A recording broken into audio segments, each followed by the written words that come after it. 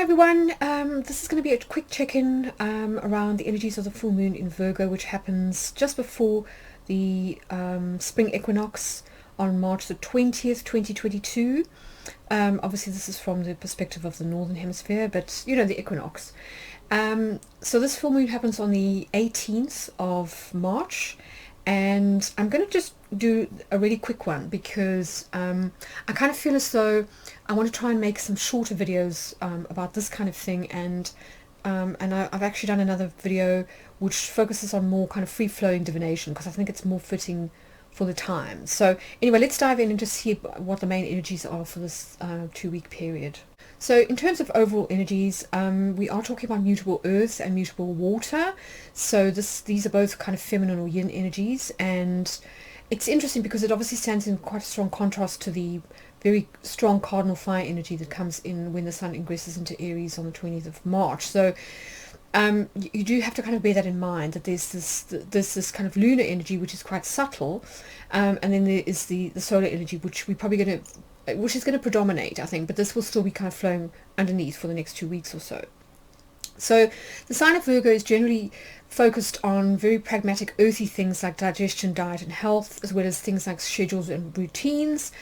It tends to be associated with sixth house matters, so you know, kind of work and also details. So lists, rules and etiquette is a good time to kind of get organized, and also for fixing, mending or sorting out details. So really good for kind of making sense of the confusion, particularly as we come out of Pisces season, which tends to be a little bit woolly, and it's time to kind of get organized again, if you like. So overall, I think we're going to feel a need for a kind of a clarity of intention, as I say, coming out of Pisces season, which is quite vague and nebulous, and also getting down to brass tacks, because this is earth energy. So it's a good time to make practical lifestyle changes, or kind of start fresh in a sense, because we are dealing with the beginning of the solar year, you know. So key planets, first of all, we've got Pluto making aspects to the luminaries. In fact, on the day of the full moon, we do have a sextile between the sun and Pluto, and of course this will then tie into the opposition to the moon. So Pluto is all about transmutation. It's definitely the planet of kind of death and rebirth. So sometimes it can bring about dramatic developments or endings, but usually these precede beginnings, or kind of phoenix from the ashes type of energy. So sometimes we can feel challenged to leave behind the old and to kind of let go of toxic patterns, and that can involve a kind of a crisis followed by a catharsis of some kind. Sometimes we can feel that we want to kind of confront certain things either within ourselves, you know, with the moon energy, or in others with the solar energy. It's very much about kind of living in your truth and coming into a place of I don't want to say authenticity, but it's more about coming into a place of kind of coherence, so that psychologically, from a kind of, from the perspective of your subconscious, that you're more kind of in line with what's going on consciously, because it does tend to bring things to the surface. So we can sometimes have volcanic type eruptions happening, but I talk about this a little bit more in my other video, where I go through all the transits that are going to be active during this 2-week period. The other important sort of planetary alignment to note is the stellium that's happening in Pisces. So this is where the sun is going to be, and along with the sun we've also got Neptune, Jupiter and Mercury. So two quite important planets here, Neptune and Jupiter. Both have to do with spirituality and philosophy and that kind of thing. And then the sun and Mercury are obviously a little bit more cerebral and have more to do with kind of communication, self-expression, that kind of thing. So but if we combine all these planets, that's a lot of energy in Pisces. So even though we do have the moon in Virgo on the opposite side of the earth, we are still talking about a lot of Pisces energy.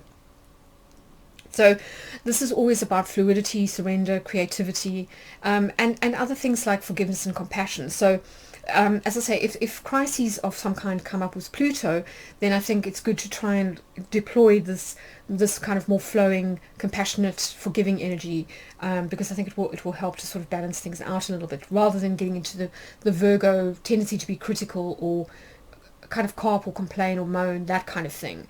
Rather sort of move into the stellium of in Pisces. It's also about music, spirituality, imagination, and photography. So it's possible that certain projects that concern those particular areas of life may come to some kind of culmination point, or kind of a closing out. Then you might be coming to the end of something. Relationships wise, important aspects involve Venus and Mars, which are both traveling still quite close together in Aquarius, and they will be applying to Chiron in Aries. So this is quite a healing energy, but we'll get into it when we look at the chart in more detail. So as I was saying, we do have the March equinox happening within 2 days of this particular full moon. This is considered to be the astrological new year because it's the start of the agricultural calendar, and it's when the sun ingresses into Aries in the Western tropical zodiac. So, this is the zodiac which is based on the movement of the sun and divides the year into the 4 seasons based on the equinoxes and the solstices. So this marks the spring equinox, the beginning of the solar and the astrological year, and as such we are talking about kind of new beginnings on all levels. As I said, this is almost like the official new year, if you like, when it comes to the planets. So it's interesting because this is where the sun is considered to be exalted, and it may be because this is where the time of the year, like September, where the sun is reaching the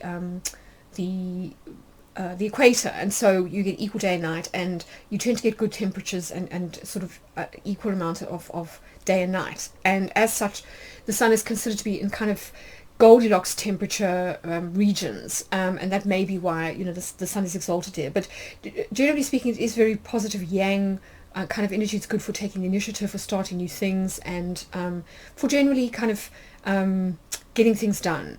So you may feel, as the sun moves into the kind of area around the will center in the human design body graph, that you do feel more kind of oomph and motivation to actually get things done and make things happen.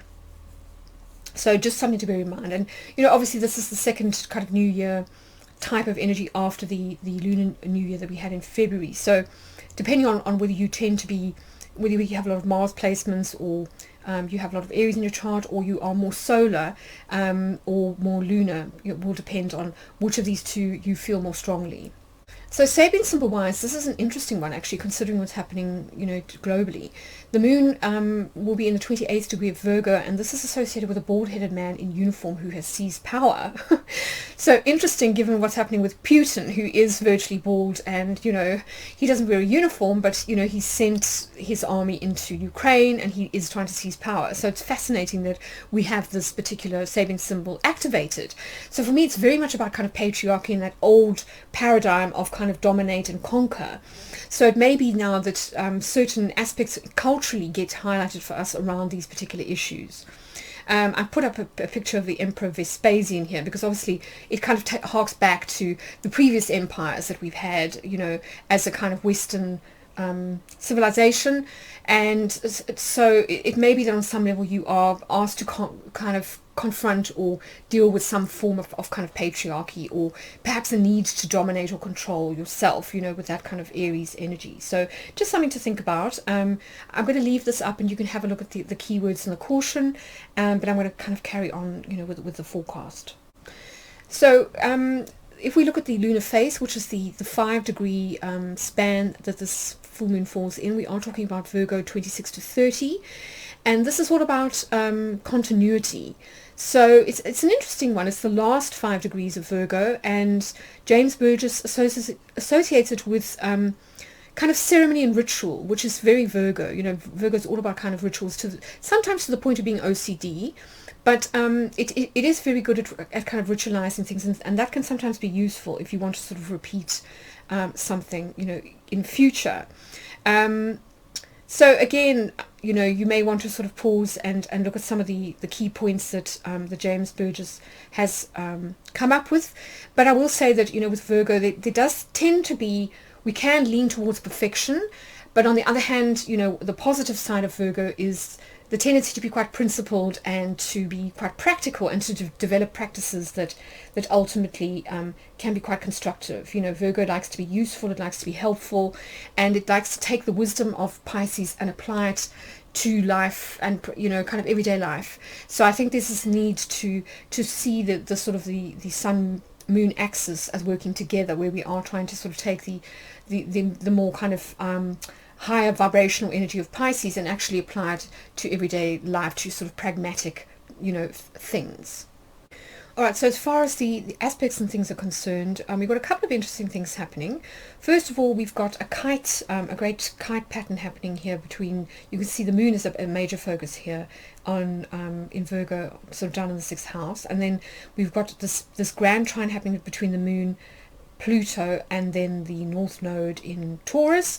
And then we've got a sort of a mini grand trine which is pointing at the Sun, which is in a stellium here with several planets, Neptune and Jupiter and Mercury, all in Pisces. So still strong Pisces energies active at this full moon, even though we are talking about a Virgo full moon and we are about to transition into that, you know, that solar energy as the Sun ingresses into Aries.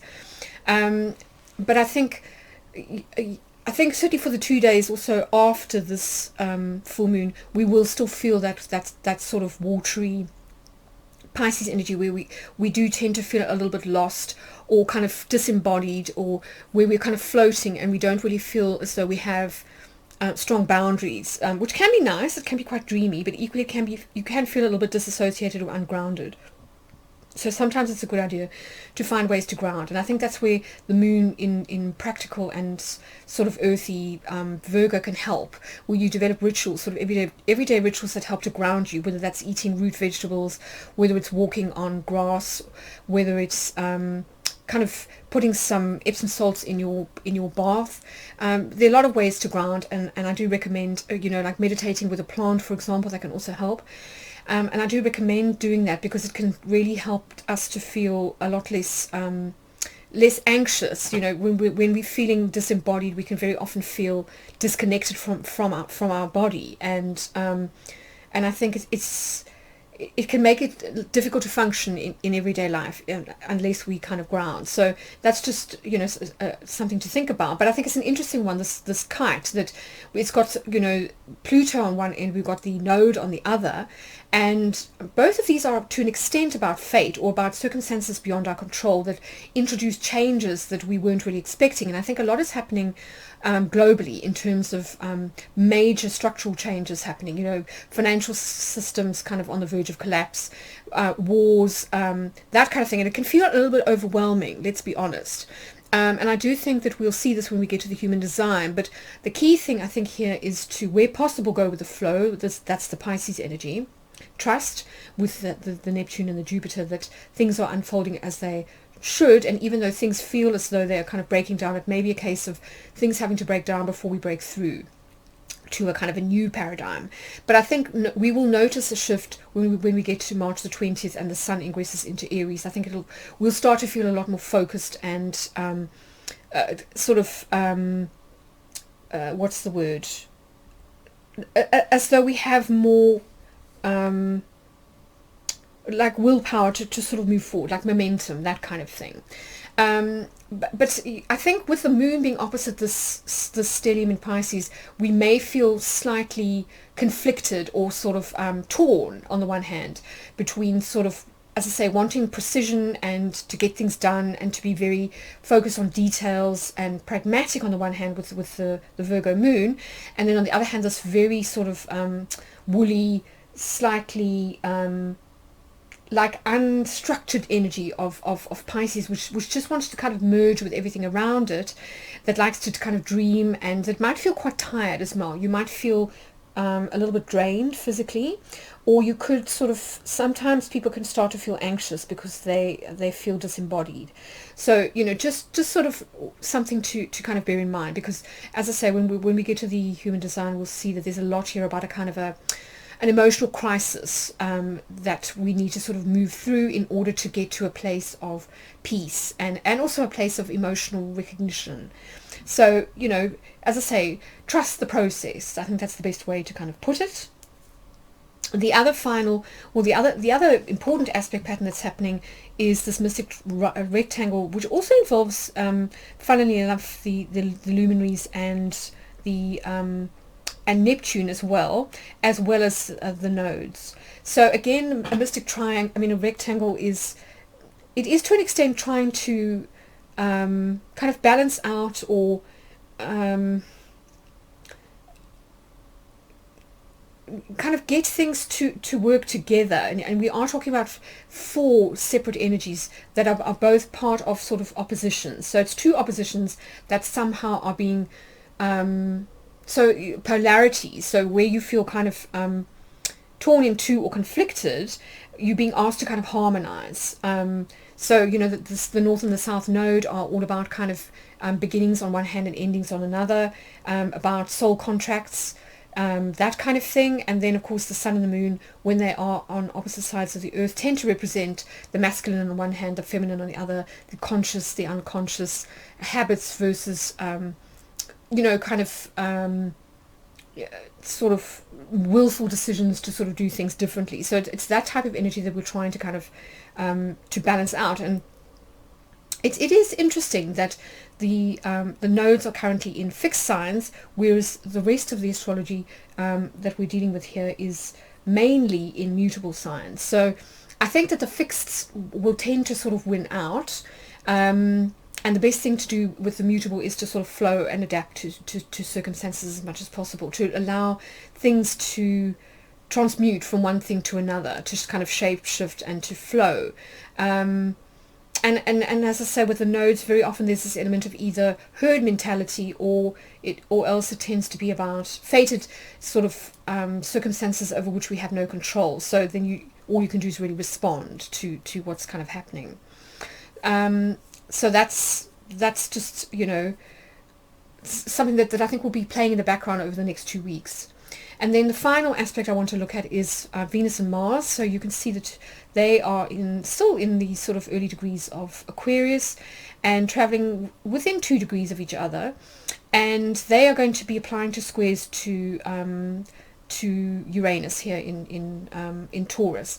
Now I do get into this in more detail in my other forecast, where I look at the upcoming transits for the next 2 weeks, so I won't dwell on this too much, but I just think that it can potentially throw Venus and Mars ruled things into a kind of a crisis where there's a need to move into the new and let go of the old, or where change needs to kind of happen. It can be a sort of briefly anxiety inducing, but as I was saying, what's so interesting is that Venus and Uranus are actually in mutual reception, so that should help to kind of smooth what could otherwise be slightly jarring energy with that square. But anyway, I'll leave it at that. And as I say, if you are interested in knowing more, then do check out my other forecast, the Geomancy forecast, where I do look at the upcoming transits for kind of the last 2 weeks of March. Now, in terms of human design transits, it's interesting. Both the Sun and the Moon, even though they are opposite each other in the zodiac, will be in the same center. So in this case, both the Sun and the Moon will be in the emotional center, which, as we know, is associated strongly with the lunar cycles. It's all about kind of cycling through, riding the wave of emotions sort of through to from beginning to end. So the Moon will be in hexagram 6, line 6, and this sits here and joins the sacral center with the emotional center. And this is all about kind of regulating and recognizing emotions, but through detachment and balance. Now, of course, that is easier said than done, especially when we're talking about a lot of Pisces energy here. But I think the key thing is to try and take a figurative or a literal deep breath before you respond, because there is the potential here to sort of move into a kind of an emotional crisis with the position of the Sun, which is in hexagram 36, line 6. And this can connect, well, it normally does connect up the emotion center to the throat center. So there may be a desire or an impulse to want to express emotions, but prematurely. And I would really strongly advise you not to rather just take a deep breath and to wait, to cycle through the entire cycle of emotions, before you you react or respond or express yourself in the outside world, because this is all about seeking conflict resolution through intimate contact with all aspects of life, and that may to an extent involve a degree of detachment and kind of going, all right, I might feel like this, but maybe whoever I'm reacting to doesn't feel the same way, and maybe I need to just stop and listen to their side, try and get some more information before I sort of make assumptions here. So as I said, it is part of the channel 59.6, which is the channel of connecting. So it does involve a lot of our kind of intimate relationships. And I think the way that this may be expressed predominantly is going to be through those squares between Venus and Mars to Uranus. So I think it's really important to bear in mind what Richard Rudd said, which is that this is a journey from being over-attentive or tactless to moving to a place of diplomacy and finally to peace. So it is really important, I think, not to overreact or to react prematurely, because this can lead to sort of, either having a kind of like a wobbly, or saying something that you later regret. And I think the key thing here is to try and find harmony and peace, and that only often happens once we're kind of on the other side of an emotional crisis. So just bear that in mind. So as I say, it is interesting that the sun is in hexagram or gate 36 line 6, and this has to do with reaching a climax or a crescendo of feeling. Now on the positive side, what it does enable us to do is to identify what we're actually feeling, and also then to kind of discern what feels right, in terms of our principles. We might kind of feel a particular way, but we might kind of know on another level that the way that we feel is a little bit unfair, maybe a little bit selfish, or maybe that we've kind of lost perspective a little bit, and we need to just kind of wait until we calm down before we can sort of do the right thing. So it's interesting. It's part of the channel 35-36, which is about versatility. And I think the key to being versatile and sort of adapting to situations is not to emote or to sort of express the emotion too early, because it will tend to create drama and turbulence. And the lesson here is to learn to move from drama or turbulence to compassion, and then to connection to others. So it's to try and find the kind of common thread here. Like, if I'm feeling this, other people must also be feeling like this, or to sort of find ways of connecting and bringing people together, rather than alienating oneself through kind of like a big emotional kind of outburst, or through perhaps overreacting, or sort of jumping to conclusions and maybe accusing somebody of something, and then kind of only to kind of calm down and realize maybe you've overreacted. So I think this is going to be an interesting one. I think the sun is probably going to predominate because of all that stellium that we've got happening in Pisces. So I think it's going to be important to practice self-discipline, have a little bit of a structure, and to try and be pragmatic, to sort of try and curb or rein in that Pisces energy, which, as I say, does tend to overflow boundaries and can sometimes be a little bit all over the place. So this is, I think, just something to bear in mind, because it can very often tell us more precisely how the planets are likely to express themselves and in what kind of area of life. So yes, just something to sort of to bear in mind. So as always, I've done a cheat sheet where you can have a look at which houses are likely to be activated by this full moon. So we are talking about balancing two areas of life. So look for your rising sign, and then look to the sign opposite, and those are the two areas that you are kind of working with to try and bring balance, or sort of lessen conflict, if you like. So that's it for me. As I say, I did want to make this short and sweet. I didn't want to kind of carry on for too long. If you're interested in ordering an astrology report, such as a 6-month or 12-month forecast, then you can go to my website and where I've got a link to my shop, or you can go directly to shop at shop.astrologysphere.com. And if you're interested in more regular updates on the cosmic weather, then you can always follow me on Twitter, where my handle is AstroPhoebe. So anyway, I hope you've enjoyed this. As I say, I have done a separate forecast where I kind of do a geomancy reading and look at the upcoming transits in more detail. So check that out if you're interested. Otherwise, have a great 2 weeks, and I'll see you again in a fortnight.